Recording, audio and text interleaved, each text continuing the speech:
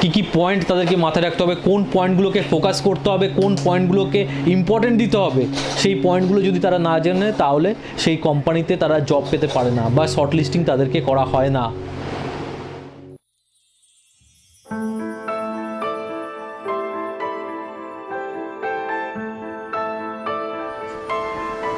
Hello বন্ধুরা, কেমন আছো? আজকের এই ভিডিওটা তোমাদের জন্য নিয়ে এসেছি একটু অন্যরকম।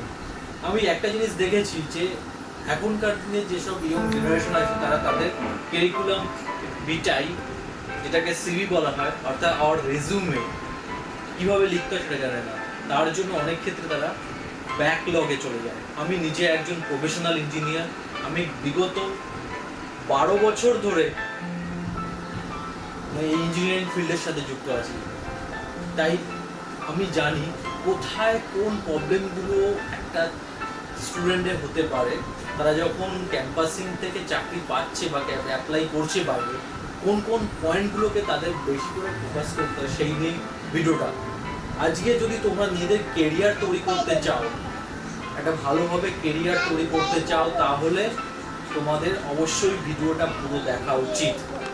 শুধু তোমাদের জন্য, তোমাদের ইন্টারেস্টে আজকে আমি ভিডিওটা বানাচ্ছি। যেমন প্রথমে কি পয়েন্ট রাখতে হবে, একটা জব পেতে গেলে তোমাকে কি পয়েন্টের উপর ফোকাস দিতে হবে। কারণ প্রথমে যখন একটা কোম্পানিতে তুমি অ্যাপ্লাই করো, তোমাকে সে দেখেও নি বা তোমার সম্বন্ধে সে জানেও না তুমি কীরকম, তোমার এক্সপিরিয়েন্স কীরকম। তাই তোমাকে সিভিটা এমনভাবে বানাতে হবে যাতে সে এক লুকসে দেখে তোমার প্রতি ইমপ্রেস হয়ে যায়। অর্থাৎ first impression is the last impression. অর্থাৎ তোমার সিভিটাই ইটসেলফ তোমাকে রিপ্রেজেন্ট করছে, এইভাবে তোমাকে সিভিটাকে লিখতে হবে। তো দেখা যাক সিভিতে কি থাকে। প্রথমে সিভিতে তোমার নাম দেবে পরিষ্কারভাবে বোল্ড অক্ষরে। সেকেন্ড, তোমার ডেট অফ বার্থ থাকবে। থার্ড, তোমার মেরিটাল স্ট্যাটাস থাকবে। ফোর্থ, তোমার কন্ট্যাক্ট নম্বর থাকবে। তোমার মোবাইল নম্বর থাকলে মোবাইল নম্বর দেবে, ল্যান্ডলাইন নম্বর থাকলে ল্যান্ডলাইন নম্বর দেবে। তারপরে তোমার কমিউনিকেশন অ্যাড্রেস। কমিউনিকেশন অ্যাড্রেসে তুমি যেখানে থাকছো সেই অ্যাড্রেসটাই দেবে, কারণ সেখানেই তোমাদের কল লেটার আসতে পারে। এখনকার দিনে যদিও মেলের সিস্টেম, পুরোটাই মেলে হয়ে গেছে, তাই মেলের মাধ্যমেই আসে। আমি দেখেছি, একটা জিনিস লক্ষ্য করেছি যে তাদের প্রত্যেকটা স্টুডেন্টের মধ্যে নলেজ আছে, কিন্তু তারা সিভিটাকে রিপ্রেজেন্ট করতে পারে না। সিভিটাকে কীভাবে তৈরি করবে সেটা তারা জানে না। এই সিভির জন্য অনেকেই কী হয়, শর্ট লিস্টেড হতে পারে না। বড় বড় কোম্পানি আছে যেগুলোতে তারা এই সিভির জন্য শর্ট লিস্টেড হয় না। কি পয়েন্ট তাদেরকে মাথায় রাখতে হবে, কোন পয়েন্টগুলোকে ফোকাস করতে হবে, কোন পয়েন্টগুলোকে ইম্পর্টেন্ট দিতে হবে, সেই পয়েন্টগুলো যদি তারা না জানে তাহলে সেই কোম্পানিতে তারা জব পেতে পারে না বা শর্ট লিস্টিং তাদেরকে করা হয় না। তাই জন্য হচ্ছে কি 100% শর্ট লিস্টিংয়ের জন্য আমার এই পয়েন্টগুলো খুব ভালোভাবে শুনবে। আমি শুধু তোমাদের কেরিয়ার গ্রোথের জন্যই আজকে ভিডিওটা বানাচ্ছি। প্রথম হচ্ছে গিয়ে তোমার কমিউনিকেশন অ্যাড্রেস, এগুলো সব দেওয়ার পরে এবার চলে আসবে তোমার স্কিল বলতে তোমার সেখানে পুরো পরিষ্কারভাবে দিয়ে দেবে। প্রথমে স্কিলটাকে বোল্ড করবে, সেখানে দিয়ে দেবে প্রত্যেকটা পয়েন্ট। যেমন হচ্ছে গিয়ে তোমার নলেজ কিসেতে আছে, যেমন সিনপসিস একটা, যেমন তুমি সাপোজ কোনো কিছুতে একটা কাজ করেছো, আমি বলছি তোমার যদি ওয়ার্ক এক্সপিরিয়েন্স থাকে, তুমি একটা কিছুতে 1 বছর 1.5 বছর যাই হোক না কেন, তোমার একটা ওয়ার্ক এক্সপিরিয়েন্স আছে, তাহলে ওয়ার্ক এক্সপিরিয়েন্সের ক্ষেত্রে আলাদা হবে, ফ্রেশার দ্বারা যারা তাদের ক্ষেত্রে আলাদা হবে।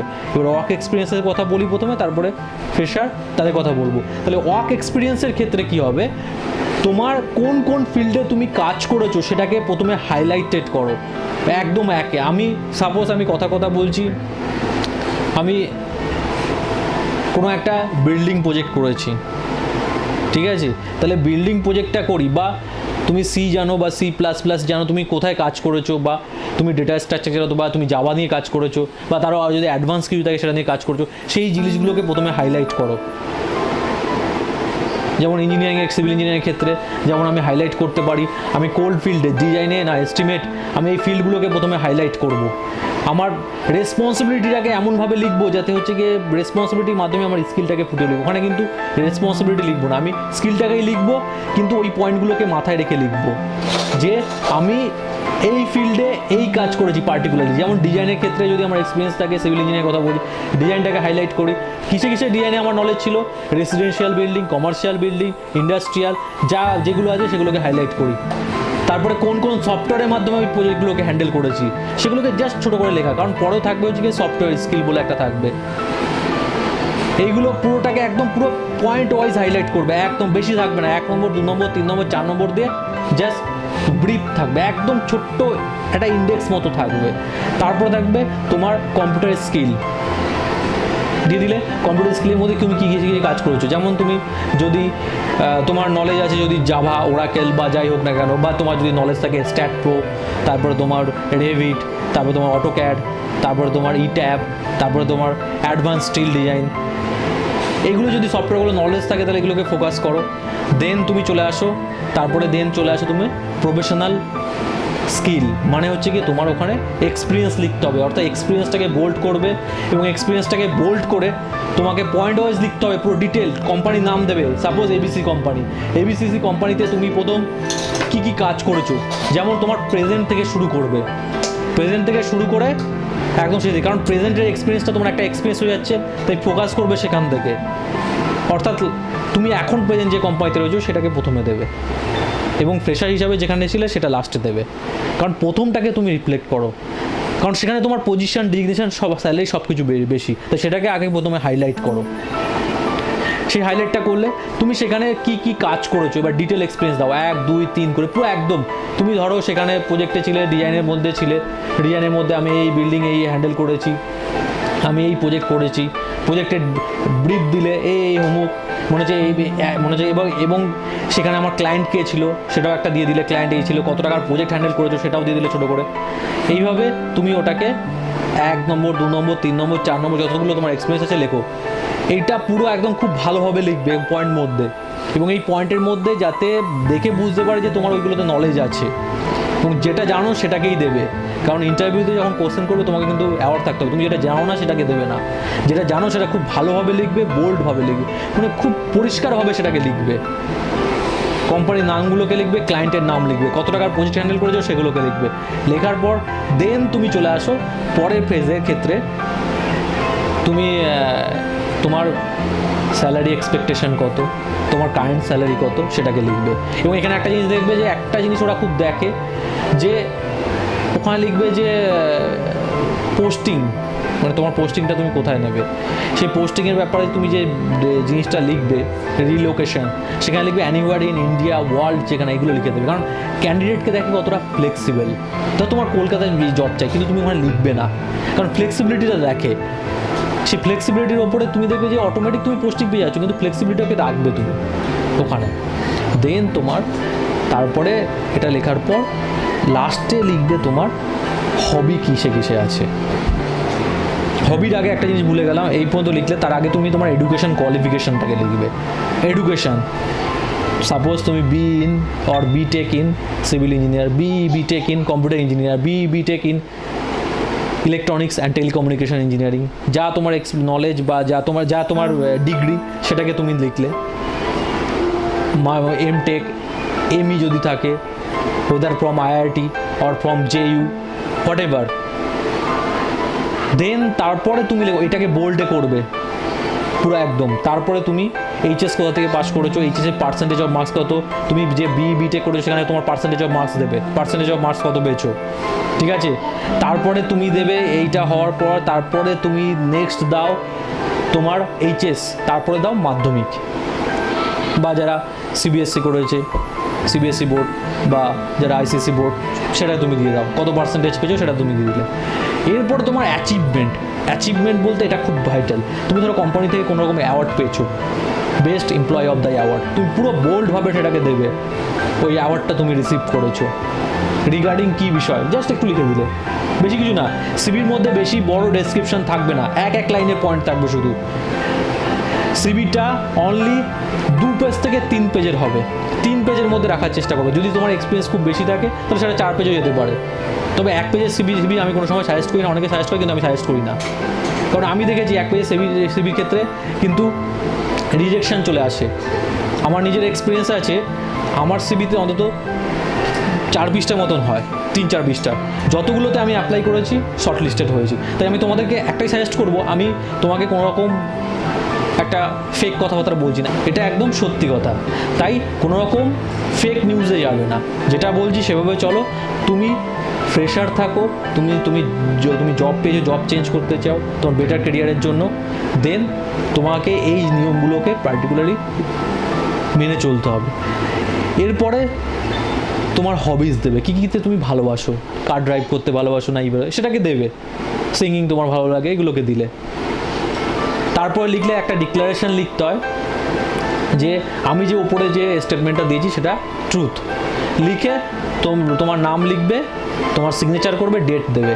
এর বাইরে সেইগুলোর বাইরে বেশি কিছু লিখবে না, কারণ ওরা এই জিনিসটা দেখে। আর যদি ফ্রেশার হয়, ফ্রেশারদের ক্ষেত্রে আমি বলেছিলাম ফ্রেশারদের ক্ষেত্রে একটু অন্যরকম বলবো।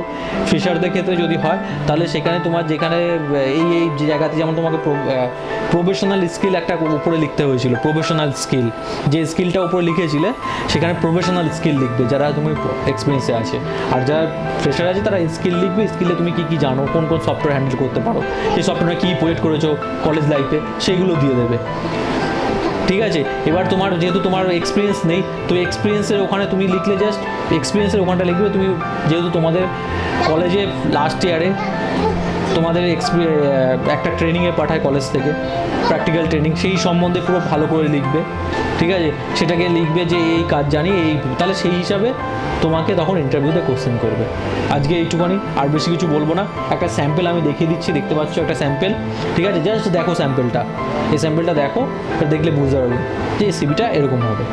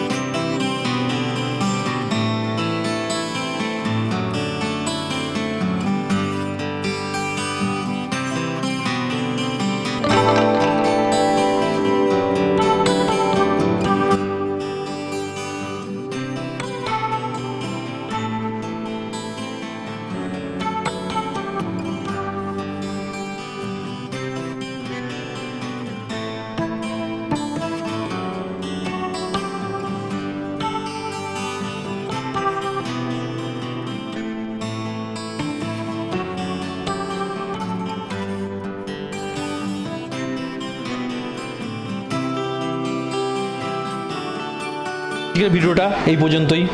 ভিডিওটা ভালো লাগলে লাইক করো, শেয়ার করো, কমেন্ট করো এবং আমার চ্যানেলটাকে সাবস্ক্রাইব করো, যাতে করে সবার মধ্যে যে নলেজগুলো আছে সেগুলোকে আমি পৌঁছে দিতে পারি, সবাই উপকৃত হয়, চাকরি পায়, কেউ জবলেস না হয়। এই বলে আজকে ভিডিওটা আমি এখানেই এন্ড করছি। ধন্যবাদ।